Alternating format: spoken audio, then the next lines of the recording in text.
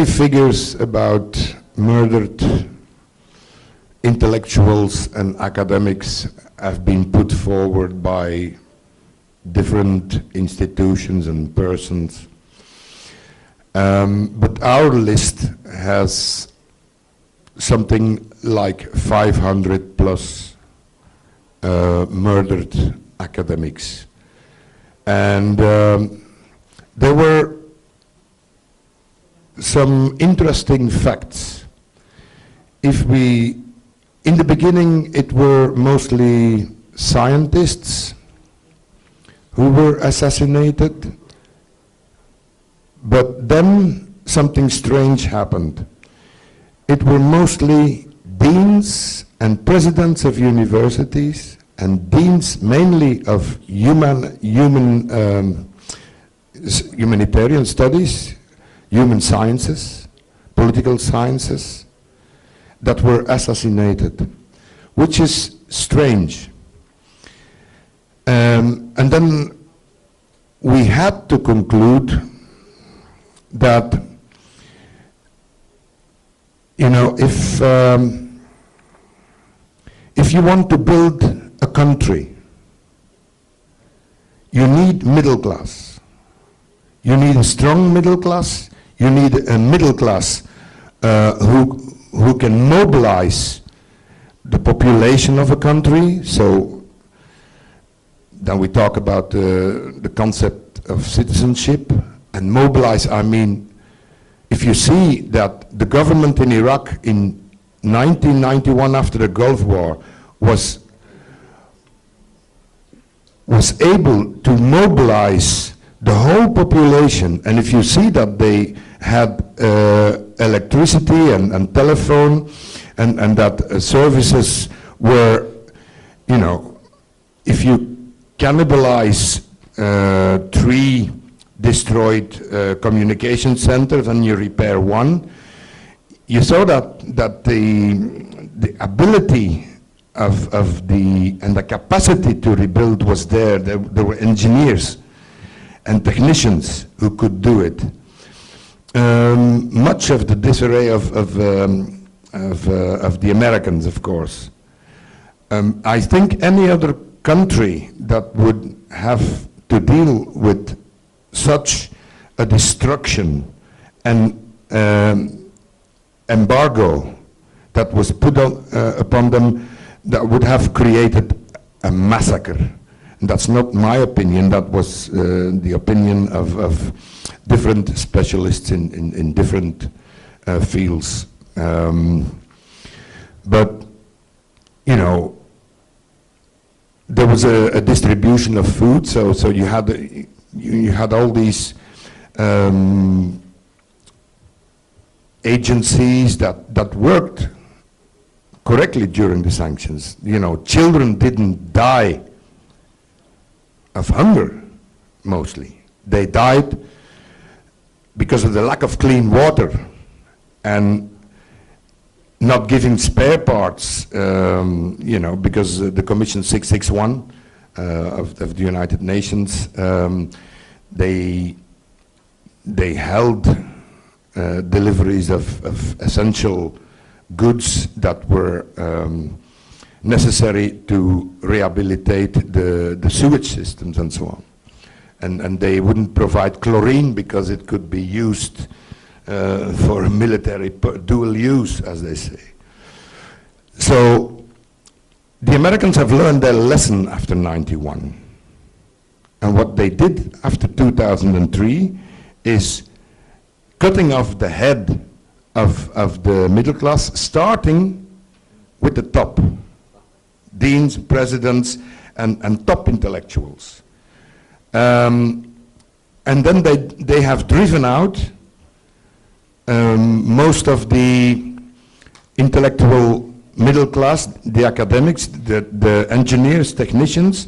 They even had to import oil engineers from Oklahoma and Texas. So that was what happened. And if you combine that with the policy of death squads that they have implemented, then we came to the conclusion that most of the assassinations that were done by either the special police commandos who were trained as special police by James Steele and Stephen Castile, also in cooperation with the Badr brigades from Iran, who had mostly a revanchist purpose. They want, for instance, you know, in 2006, I think, they murdered in the first 6 months some 150 former pilots. I mean, what's the use of killing pilots? They were not active anymore, but they killed them anyway. Those lists were provided to them also by the Americans. And if you read the defense of this Bradley Manning, if you read, that's the one who was apprehended because he leaked documents to WikiLeaks. And he said, we were given lists by the Americans and to apprehend or to arrest these people and hand them over to the Iraqi authorities. And he said they were not criminals. Those were people, academics, who were critical to the government. And they had written some criticisms about the policies of the government. And he said, I warned our headquarters and I spoke with my commanders, and they said, leave it to the Iraqis. And he said, I wouldn't cooperate with that because I knew that many of them would be disappeared, locked up, or be killed. So this is just one example. There is other proof that the Iraqi state, and you know, the same happened afterwards. We've seen with Libya and now Syria. You know, those countries have to be destroyed. Period. For what purpose? There are a lot of purposes. Mr. Adami has mentioned many of them. It's for the sake of Israel. It's for geopolitical reasons. They want a presence in the region, and Iraq is central in the region. It's for the encircling of China, because that's the ultimate target. That's not me saying that, that's the Americans themselves saying that. All the administrations say that, not only the neocons. But so, who killed the academics and the intellectuals? To come back to your questions, it's the USA, and they were helped by Iran. I mean, not the government maybe, but the Badr brigades and the militias.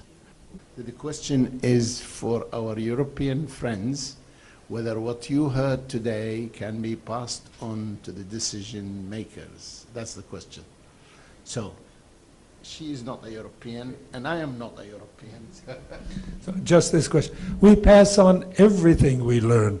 We bombard decision makers with what we know about Iraq so that they have a better basis for making decisions.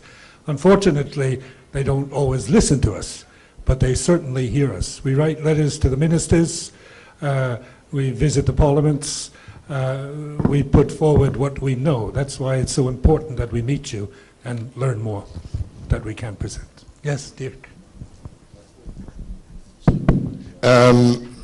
There was an important fraudulent research by WHO, I think it was 2 or 3 years ago. They said it had no impact. So, I mean, this is all very, very strange. So I know we have been lobbying to, and in Belgium and in other countries, there is a ban on depleted uranium, so that we were campaigning for it. But if WHO does research in Iraq and they conclude that there is not a consequence for the public health of Iraqis, this is the international organization. It was a fraudulent research. The question wasn't about the depleted uranium, about the general, you've heard about the health, about the education. Can this be passed to the European I thought decision-makers? it was about depleted uranium. No, but no, no. We, everything. Yes, of course, but that was something that I was saying. Give us material in English and we pass it on to every politician in the European Parliament, in the national parliaments, if they want to listen. But if we don't have anything, we cannot pass something on. Start, Mike. Okay. First, I'd like to say two things to add to what Dirk took up about solidarity and our solidarity work. And then I'd like to make some general comments about what I've learned or haven't learned here at the conference. First of all, Dirk mentioned that we met in Madrid and started a campaign against the assassination of Iraqi academics and intellectuals.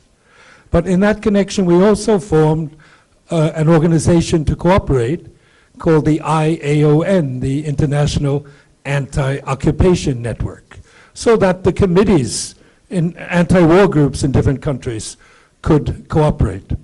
And one of the things we did in 2007 was that we met in Le Fate in France for almost a week, I think, I don't remember, to hammer out a political position on what we saw was important with Iraq. And what was important, a number of things. One, no to all foreign intervention. Two, that the Bremer Constitution that was imposed by the outside had to go. All political parties had to be allowed. Democratic elections, the troops out, and that Iraq would have normal, friendly relations with all of its neighbors. And we were very happy that the position that we took in Le Fate, the Le Fate document, won widespread support among anti-war forces throughout the world, even in the United States, and that it was also accepted by the groups in the different Iraqi resistance groups. In other words, we could synchronize our political position with the position of the Iraqis who were fighting to regain their freedom against an aggressive invader. This was very important. And our work, I think, in the different countries in Europe, one of the important aspects is that we have concentrated on trying to bring attention to the voices of the Iraqis, not the voices of the US and the European powers, but to provide a platform so that for years, as an example I can show you, we gave out a magazine for 10 years, once a year, Focal Point Iraq, where we interviewed Iraqi experts on health, education, industry, all sorts of things. And we were very pleased and honored to have so many Iraqis that came to visit us as guest speakers. We no longer give this out, but instead we spread information, and it's the information of the Iraqis that we want to spread. An example, the last thing we've done just a month ago was to publish a 40-page essay by Saad Naji Jawal, From Occupation to Destruction, which is all about the political situation with the Constitution and what has to be done in order for Iraq to move forward. So this thing about letting the Iraqi voices come forward is so important. And the same is true with the work, for example, of the Geneva Center within the international occupation. They document the voices and the evidence that Iraqis present to them that can be used in fighting for justice and for accountability. We can't do this. We're not in Iraq. Only the Iraqis can do that. But I think that this underlines how important it is that we can meet and listen to your findings, your experiences and conclusions about the situation in Iraq today. If I move on and talk about the General Conference, this was an academic conference. And I must say you were all very well behaved for academics. I'm used to them screaming at each other and disagreeing violently. The only slight disagreement I noticed was a discussion about the motives for the invasion. Was it oil? Was it something else? Was it geopolitics? I'd like to personally say that what I always say when I get the question at meetings is that Iraq was the most industrialized country in the Arab world. No country had a larger section of its population working in industry. Iraq was an example of how a country could use its riches to provide health care and education for its people. And for the forces of imperialism, this could not be tolerated. Iraq was an example that could not be followed because it challenged the authority of the imperialist powers, not just the United States, but the others as well. So for me, this is not a problem. The question of oil is part of the whole thing. It's what they did with the oil that was such a challenge. And that's why they wanted to wrest control of the oil, as I see it, from the people of Iraq. Okay, that was the one thing that maybe you had nuances of differences, but I was impressed by the three things that I found that you agreed on. First of all, you seem to, and this was very, I enjoyed being here so much because I can listen and speak to people who use the same terminology. Every single speaker spoke about colonialism, the colonialist power. As victims of colonialism, you have a very clear understanding. We come from the colonial powers of Europe and the West that don't see the consequences, don't even think we're colonialist, because our newspapers and mass media and politicians tell us, no, it's all, we all work together in the UN, it's all, that was the last century, it's all over with. It's not all over with. Neocolonialism is a threat and continues to be a threat to the survival of peoples in many countries, even in the industrialized countries. Secondly, and that I'm grateful for, and we agree with the analysis that you've all made about colonialism. Secondly, you've all testified about how completely destroyed Iraq is. Completely. Every sector. Education, healthcare, industry, the oil industry. If I take education, I mean, we all know what happened during the sanctions, 500,000 dead children. But it was so conscious, this effort to destroy Iraq, that not only did they bomb factories, they prohibited, for example, Iraq to import chalk that could be used by teachers to write on blackboards, pencils. It was one way to eradicate elementary education. That's how well thought out, how well planned, how vicious colonialism is. It stops at nothing, even genocide. And that leads me to the question we discussed, different figures. Naji, our friend from Geneva, took up different studies of the number of people dead. We saw a recent study that Nicholas Davis made that calculated and studied scientifically all of these as an academic paper. And he concluded that 2.4 million Iraqis have died during the period from the 90s, the sanctions, the invasion, the occupation. 2.4 million people. When it comes to solidarity work, we say that what we can do, or a program, so to speak, is 3 points. The first point is to continue to react and report to what's going on in Iraq. and spread information that, yes, there are still foreign troops there. There's still intervention. There are still crimes. You took up, our Tunisian friends, these important crimes against women and children. Don't forget that Iraq's population, half of it is under 15. Half of Iraq's population are children who have grown up since the invasion and lived their entire lives in a situation of war and violence. They will never escape this unless something is done to bring an end to it. This is one of the most serious crises that any nation has faced.